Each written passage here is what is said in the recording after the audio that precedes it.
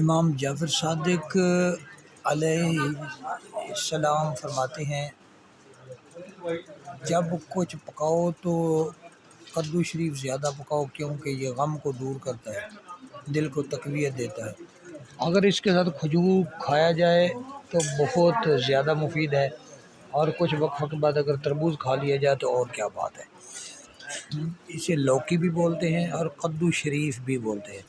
یہ شریف کا جو لفظ ہے یہ ہم نے ایجاد کیا تھا، آقا علیہ الصلوۃ والسلام اسے پیار فرمایا کرتے تھے، جس کی وجہ سے ہم اسے کدو شریف بولتے ہیں، اور آقا علیہ الصلوۃ والسلام سب سے زیادہ پسند فرمایا کرتے تھے، ادبا کو بہت مفید ہے، اور آقا علیہ الصلوۃ والسلام سے نسبت ہے۔ کھانا عبادت بھی ہے، ثواب بھی ہے اور مفید بھی ہے۔